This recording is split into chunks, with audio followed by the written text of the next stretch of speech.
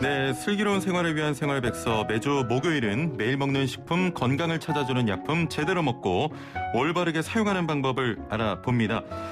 자, 중국 공장의 비위생적인 환경에서 배추가 절여지는 영상이 공개되면서 논란이 일고 있습니다. 자, 중국에서 김치는 아니다 이런 해명을 했지만 중국산 음식물에 대한 관리 감독을 강화해야 한다는 목소리가 높습니다. 중국산 수입김치 우리나라에서 어떻게 관리되고 있는지 자세한 내용 살펴보겠습니다. 자, 특히 이번 시간은 지금 귀로 들으시는 애청자분들도 유튜브를 통해서 봐주시면 되겠습니다. 저희가 중국 김치 제조 현장을 사진으로 좀 띄워드릴 예정이니까요. 함께해 주시고. 자, 오늘 함께 말씀 나눌 분 모셔보죠. 권오상 식약처 수입식품정책국장과 세계김치연구소의 서혜영 박사 두 분과 함께하겠습니다. 두 분 안녕하세요. 예, 안녕하십니까. 예. 자, 먼저 박사님께 좀 여쭤보겠습니다. 저도 동영상을 봤는데, 야, 이게 그 상의를 벗고 배추 절이는 남성이 있는 영상, 그 영상을 보면 좀 그 색깔도 굉장히 좀 빨갛다고 해야 될까요? 좋지 않았는데, 절임 상태가 상당히 진한 것처럼 보이는데 왜 이런 겁니까? 지금 동영상 작업자를 보면 상의를 지금 탈의한 상태로 보이는데요. 예. 그럼 외부 온도가 낮지는 않아 보입니다. 그래서 이렇게 배추를 상온에서 오랫동안 보관을 하게 되면 갈변이 일어나서 색깔이 이렇게 거무튀틱하게 변하고 예. 또 배추 조직도 좀 쉽게 물러지게 됩니다. 예. 자, 이 장면 슬기로운 라디오 생활 유튜브 보이는 라디오로도 확인이 가능합니다. 굉장히 기분이 좋지 않은데. 이런 절임 배추로 김치를 만들면 어떻게 됩니까, 박사님? 색이 거무튀틱하고 물러질 뿐만 아니라 이 배추가 미생물에 의해서 발효가 좀 상당 부분 진행되기 때문에 예. 이런 절임 배추로 김치를 만들면 맛이 조화롭지 않고 또 식감도 안 좋아서 전반적으로 김치 품질이 낮아질 걸로 보입니다. 그렇겠죠. 예, 김치 만드는데, 그러니까 배추를 절이는데 중국인 남성이 상의를 탈의하고 그 안에 들어가서 좀 절이는 장면입니다. 통상적으로 우리나라에서는 어떤 방식으로 절이고 절임 시간은 얼마나 좀 걸립니까? 이 국내의 경우 김치는 이제 무조건 햇섭을 적용을 하고 있습니다. 그래서 작업장의 환경, 시설, 도구 등이 위생적으로 관리된 상태에서 제조가 되고 있고요. 그다음에 용수는 무조건 이제 수돗물을 사용하도록 하고 있습니다. 그래서 일반적으로 한 10에서 15%의 염수로 16시간 정도 절이고 작업장 온도를 한 18도씨 내외로 관리를 하고 있습니다. 예. 자, 영상 속에 푹 절인 배추로 김치를 만들 경우에 소비자가 좀 구별할 수가 있겠습니까? 그게 양념이 버무려지면 아무래도 절임 상태가 확인이 되지 않기 때문에 이제 손으로 만져보거나 맛을 봐야 좀 알 수 있을 것으로 생각됩니다. 일단은 좀 육안으로 구별하기는 쉽지 않고 양념 때문에. 예, 양념 때문에. 알겠습니다. 동영상을 보면은 상당히 좀 비위생적으로 보이는데, 자, 국장님. 네. 비위생적으로 제조된 김치에 대해서 어떤 검사가 좀 필요하다고 보십니까? 김치에 대해서는 보통 저희가 이제 중금속이라든가 납 등도 하고 있지만 이러한 이제 비위생적인 상태에서 이제 식중독균 검사 등이 이제 추가로 필요하다고 생각하고 있습니다. 예. 자, 이번 동영상에 대해서 그 중국이나 주한 주중대사관을 통해 오고 간 내용이나 중국 입장은 어떻게 됩니까? 먼저 문제간 동영상에 대해서 우리 국민들이 그래서 많은 놀라움과 이제 우려를 하고 계시다고 생각하고 있는데 정부도 이런 부분에 대해서 엄중히 생각하고 있고 수입식품에 대한 관리를 더욱 철저히 하겠다는 말씀을 드립니다. 다만 좀 근본 동영상에 대해서 몇 가지 사실은 좀 말씀드려야 할 것이 있는데요. 첫 번째는 그 동영상의 출처입니다. 이것이 어떤 그 취재라든가 어떤 내부 고발, 제보 등이 아니라 그 온라인 커뮤니티에 올라온 동영상이다 보니까 이러한 것들이 언제 어디서 무슨 제품을 만드는 것이 명확하게 이제 확인이 어렵다는 점이고요. 둘째는 이제 시기와 관련된 문제입니다. 최초 보도된 기사의 내용에서도 있지만 이런 것들이 2020년 6월엔 올라온 영상이고 최근 영상이 아니라는 것이죠. 그렇군요. 예, 그리고 저희가 주중 이제 한국 대사관을 통해서 이제 확인받은 그 사실에 따르면 그 동영상 중 2개 중 일부 영상은 2018년에도 3월에도 동일한 영상이 이제 유포된 적이 있어서 이러한 그 영상이 그 최근이 아닌 그 과거의 영상으로 현재 소비되는 김치와는 김치와는 직접적인 연관성이 없다라는 말씀을 드리겠습니다. 그리고 예. 마지막으로 이러한 것들이 얼마나 일반화되고 있냐 부분인데 중국 정부도 이러한 행위가 중국에서 뭐 없었다고 없었다고 이야기하는 것이 아니라 중국 정부도 이러한 절임 방식의 문제점에서 충분히 인식을 하고 예. 2019년부터 이제 전면 단속도 하고 관리를 하고 있고 이러한 것들이 어떤 절임 공정을 봤을 때 우리나라가 일반 소비자들이 먹는 김치보다는 예. 중국에서 소비되는 이제 배추절임 등의 그 류라는 것이 현재 중국 정부의 입장입니다. 아, 그렇군요. 일단은 이번 동영상이 그 현재 벌어지는 그런 상황을 담은 동영상이 아니라 2018년에 배포가 됐던 동영상으로 확인됐고 중국 정부도 2019년부터 이런 절임 방식을 전면 금지하고 관리하고 있다 이런 말씀이었습니다. 자, 그래도 좀 그 소비자들 입장에서는 불안한데 만약에 그런 김치가 수입이 된다면 수입 통관 단계에서 막을 수가 있습니까? 그 모든 이제 안전성 확인 체계에서 예. 100%라는 말은 저희가 잘 어렵다라고 생각을 합니다. 예. 다만 이런 김치가 국내에 들어올 가능성은 매우 희박하다라고 생각하고 있고요. 예. 그러한 이유를 보면 저희가 이제 수입 통관 단계에서 이제 여러 가지 검사를 하고 있는데 그 관능 검사를 통해서 김치를 직접 만져보기도 하고 실험실 검사를 통해서 어떤 그 여러 가지 그 위해균에 대한 검사를 실시합니다. 우리나라에 들어오는 김치는 10개 중에 1개 이상에 대해서는 이런 검사를 하고 있기 때문에 예. 통관 검사 과정에서 많은 어떤 부적합 제품을 충분히 걸러낼 수 있다라고 생각하고 있습니다. 예. 자, 매년 김치 제조업소 등에 대해 현지 실사를 한다고 하는데 그간 현지 실사에서 문제가 된 배추절임 방식 확인된 사례가 있습니까? 예. 그 한국에서 그 수입되는 이제 중국 김치 제조업소에 대해서는 저희가 2016년부터 19년까지 전체에 대해서 이제 전수조사를 현장 실시를 한 바가 있습니다. 예. 그 결과 이제 부적합으로 이제 수입 중단된 사례는 있었지만 문제가 된 절임 방식이 발견된 사례는 없었습니다. 일단은 사례는 없었다. 자, 여러 의견들이 좀 들어오고 있는데요. 9177번님, 완제품으로 수입된 김치라면 구정물에 절였는지 여부를 어떻게 확인하죠? 확인이 안 됐는데 중국말만 듣고 안전하다고 할 수 있을까요? 여전히 불안한 마음은 어쩔 수 없는 것 같습니다. 이게 또 소비자의 마음이니까요. 우빔맘님께서 어제 식당에서 밥 먹었는데 김치에는 손이 안 가더라고요. 불안해요. 정혁진님, 수돗물로 김치 만든다고 하셨는데 혹시 지하수로 만든 김치도 괜찮아요? 라고 좀 여쭤보셨는데 박사님, 그 수돗물로 만든 김치 괜찮습니까? 아까 지하수는 괜찮냐고. 지하수로 만든 김치. 예. 지금 지하수도 깨끗하긴 한데 지하수를 사용을 전면 금지하게 된 게 그 노로바이러스 오염이 있을 수 있기 때문에 지하수는 사용하지 않고 있습니다. 예. 그러면 지하수도 조금 문제가 있을 우려가 있는 것이죠? 예, 그렇죠. 예. 0783번님, 중국산 고춧가루로 김치를 담궈봤는데 제 느낌인 건지 그때만 특이했던 건지 김치가 평소보다 너무 빨리 무르더라고요. 왜 그럴까요? 라고 했는데 중국산 고춧가루로 만들면 김치가 많이 좀 물러집니까?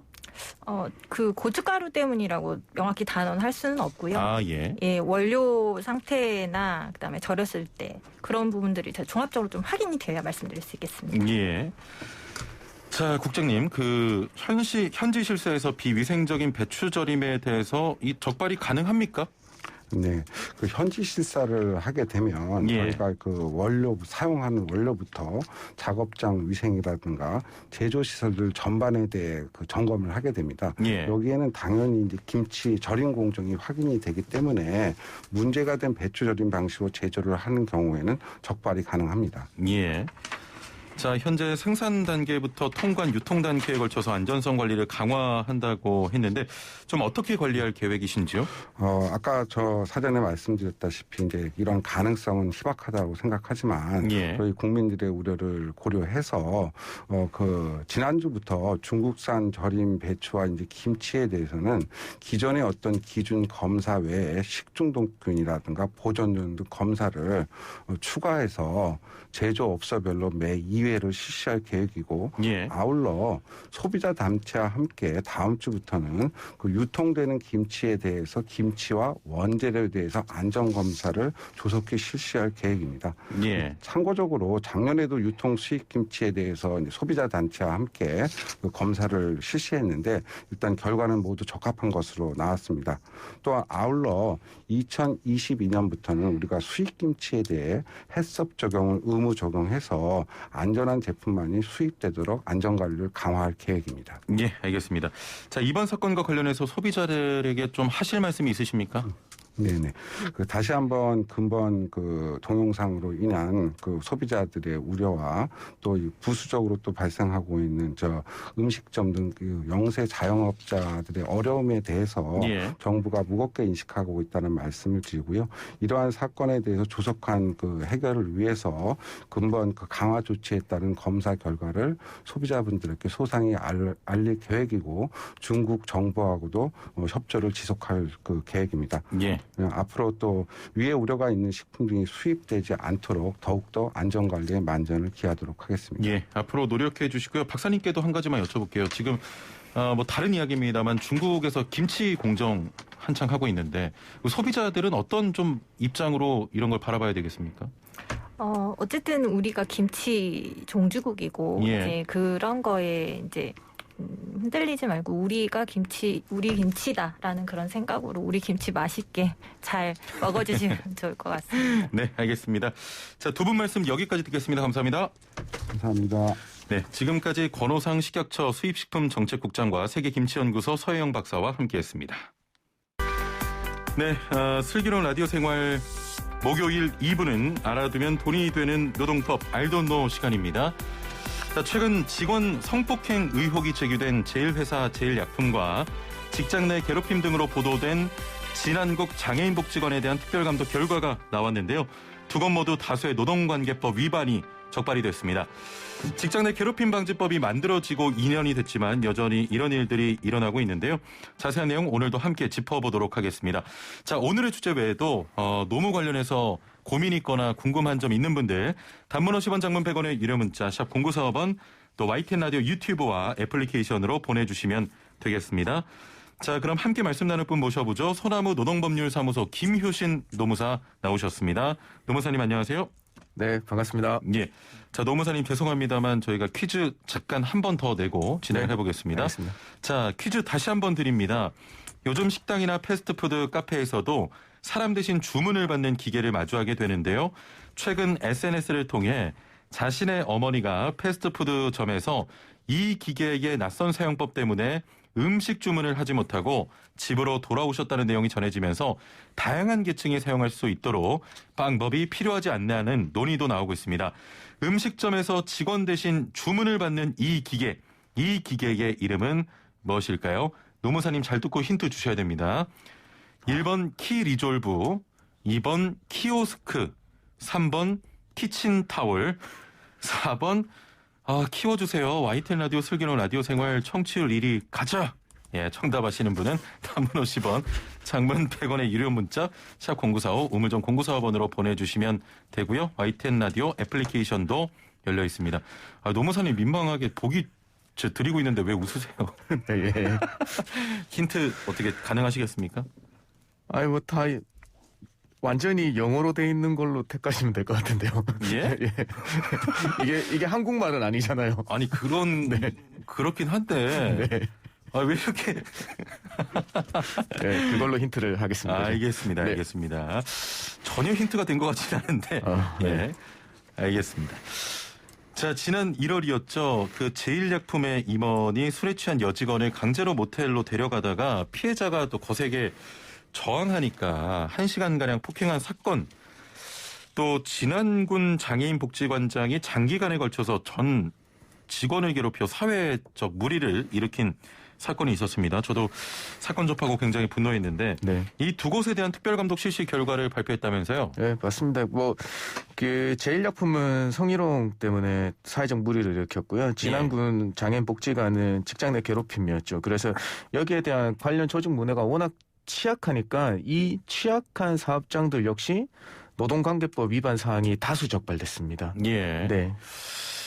아니 구체적으로 어떤 내용이었습니까? 먼저 제일약품의 경우는 어떤 상황이었죠? 예, 제일약품회 같은 경우에는 아무리 임원이라고 하지만은 여사원을 그렇게까지 했다는데 저희가 굉장히 분노스럽고요. 예. 근데 이게 조직 문화로 되게 자리 잡고 있었나 봐요. 이런 잘못된 조직 문화가요. 이게 설문조사를 이제 하다 보니까 직원이 한 930명 정도 되는데 예. 무려 12%가 6개월 내에 직장 내 성희롱 당한 경험이 있다고 대답했고요. 12%가요? 네네. 예. 그리고 최근 6개월 동안 한 차례 이상 성희롱 괴롭힘을 당한다는 응답이 무려 54%나 나왔습니다. 지금 이런 응답이면 네. 거의 만연해 있던 거 아닙니까? 네, 그렇죠. 거의 뭐 이게 말하지 못하는 문화 예. 그리고 억압적인 그걸 당연시 여기는 문화들이 아직까지 자리 잡고 있다는 거에 대해서 예. 예, 굉장히 놀랍습니다. 그리고 900명 넘으면 이게 소규모 기업이 아니거든요. 거의 대규모 기업이라고 봐야 되는데 이게 용인되고 있었다는 게 참 안타깝습니다. 네. 그렇군요. 그 진안군 장애인 복지관의 경우에도 인원이 적은데도 불구하고 괴롭힘 정도가 심했다면서요? 이게 더 놀랍습니다. 사실 예. 제일약품은 사람이 많으니까 예. 조직 생활에 대해서 잘 관리되지 못하는 부분이 있다고 우리가 생각할 수도 있지만 100번 양보해서. 예, 진안군은 단 17명이에요. 한 사무실에 다 모여있어도 얼굴을 다 알고 이름도 다 알고 그런 수준이었잖아요. 예. 근데 정말 놀라운 게 65%면 여긴 딱 나오잖아요. 11명이잖아요. 예. 11명이 6개월 동안 한 차례 이상 괴롭힘 당했다. 예. 그 다른 경험이 있다고 답했고요. 예, 그다음에 심지어는 전현직 직원 27명에게 1,600만 원이나 임금 체불이 있었다고 합니다. 예. 그래요? 예. 예, 놀랍죠. 예. 굉장히 장애인 좀- 복지관이라고 하면 사회복지단체인데 그러니까요. 예. 예. 도리어 직원들한테는 대우를 잘 안 해주시고 있다는. 그러니까 지금 두 가지가 놀라운데 네, 장애인 복지관 아닙니까? 맞습니다. 예, 그 부분하고 두 네. 번째는 아니 직원이 17분밖에 안 계신데 네, 이런 일이 좀 버젓이 있었다는 게 예. 굉장히 화가 납니다. 자, 앞으로 노동부 조치는 어떻게 되는 겁니까? 이제 뭐 특별감독에 실시해서 이제 임금체불 관련 사항에서는요 보강 수사해서 검찰에 100% 송치해서 어떤 법적 처벌받게 하겠다라는 예. 예정이라고 발표했고요. 그다음에 직장 내 성희롱과 괴롭힘에 대해서는 앞으로 조직 문화 어떻게 개선할 거냐에 대해서 개선 계획을 받고 그다음에 여기 있는 모든 직원한테 공개해서 모두가 알 수 있게 상태로 만들고 그다음에 그 상황에 대해서도 노동청에 제출받고요. 특별 교육을 따로 별도로 실시할 계획이라고 합니다. 예. 네. 자, 직장 내 괴롭힘 문화는 정말 사라져야 할 것들 중에 하나인데 근로기준법에서는 직장 내 괴롭힘 어떻게 좀 규정을 하고 있습니까? 좀 사실- 모호할 것 같기도 한데요. 법에서는 세 가지를 규정해 놓고 있어요. 뭐 예. 직장에서의 지위 또는 관계에 우위에 있어야 된다. 그다음에 두 번째는 업무상 적정 범위 넘어야 된다. 세 번째 이로 인해서 정신적이나 신체적 고통을 주거나 근무 환경을 악화시켜야 된다고 하는 건데요. 우리가 사실 현실에서 가장 그 논란이나 혼란을 겪고 있는 경우가 업무상 적정 범위가 그럼 어디까지냐. 그렇죠. 도대체. 예. 사실 거의 다 요즘의 괴롭힘들은 업무를 빙자해서 이루어지는 게 사실이거든요. 예. 예, 그래서 이걸 어디까지 허용해야 되고 어떻게 판단해야 되는 거는 결국에는 개별적 사건으로 남아 있다. 그다음에 판단자가 어떻게 사건을 바라보는 시각에 따라서 달라질 수 있다. 이런 문제점들이 조금 남아 있습니다. 예. 네. 자, 이번처럼 사회적으로 이슈가 된 그 경우에는 특별감독이 실시가 되지만 사실 많은 기업들에서는 속으로 앓고 계신 분들 굉장히 있고 또 개인과 회사 간의 좀 싸움일 수도 있잖아요. 네, 맞습니다. 직장 내 괴롭힘 문제가 발생했다면 피해자는 어떻게 대응하는 게 좋겠습니까? 사실 이제 직장 내 괴롭힘에 관한 규정을 철저하게 회사 사내 내에서 좀 해결할 수 있도록 법에서 규정하고 있어요. 예. 그래서 법에서 규정된 걸 먼저 말씀드리면 그냥 다소 큰 규모 기업이라면은 회사에다 먼저 신고를 하셔가지고 조치를 받으셔야 된다라는 예. 거고요. 그다음에 소규모 기업 같은 경우에는 어떻게 할 수가 없잖아요. 예. 그런 경우에는 바로 노동부에 신고해서 노동부가 개입해서 회사에서 하는 조치들을 조금 더 그 모니터링 할 수 있게 만들어 주시는 겁니다. 그다음에 아까도 말씀드렸지만 이게 우리 직장인 분들이 가장 의아해하는 내가 당하고 있는 게 직장 내 괴롭힘에 해당돼서 신고할 만한 가치가 있는 거냐를 예. 많이 고민하시거든요. 그래서 이런 경우에는 아무래도 전문적인 상담사들의 상담을 좀 받아보시는 게 좋아요. 그래서 1522 9000번으로 전화하시면요, 그 공인노무사나 다른 전문 상담가들이 상담을 해주고 있습니다. 그렇군요. 그걸 이용해 보시면 좋을 것 같아요. 번호 다시 한 번만 좀 불러주실래요? 1522 9000번입니다. 9000. 예, 예. 이쪽으로 전화하시면 본인이 겪고 있는 상황에 대해서 상담해드리고 대처 방법까지 설명드리고 있으니까 있으니까요. 예. 한번 잘 이용해 보셨으면 좋겠습니다. 그렇습니다. 네. 혹시 직장 내 괴롭힘을 좀 당해서 신고를 했는데 추후에 회사에서 좀 보복 조치가 내려질 경우에는 어떻게 됩니까? 이 경우에는 피해자에 대해서 어떤 다른 불이익 조치를 할 경우에는 예, 예. 3년 이하 징역 또는 3천만 원 이하의 벌금으로 엄히 다스리도록 돼 있어요. 예. 예, 그렇습니다. 알겠습니다. 네. 자, 상담 바로 좀 이어가 보도록 하겠습니다. 8737번님, 사람 없을 때 뒷담화하는 것도 직장 내 괴롭힘에 해당할까요? 증거는 못 잡았지만 소문으로 들려올 때가 있습니다라고 하셨네요. 예, 이게 굉장히 어려운 점이죠. 사람 뒷담화 하는 경우, 그 다음에 그거는 어떻게 대처해야 될지, 어떻게 증거를 잡아야 될지 잘 모르거든요. 예, 그래서 예. 그 정도가 심하시다고 하시면 우선은 회사에다가 이런 상황에 대해서 조치를 해줄 것을 신고하시고 대응 방안을 조금 마련해 봤으면 좋겠어요. 왜냐하면 예. 신고를 하셔야지 그 가해자와 그 피해자분이 만나시는 어떤 장이 마련될 수 있기 때문에 거기에 대한 조금 더 한 발자국 나간 신고가 필요하세요, 지금은요. 예. 네. 이 뒷담화도 그런 게 있지 않습니까? 윗사람이 하느냐, 네. 아랫사람이 하느냐, 네. 뭐 그런 건 상관없습니까?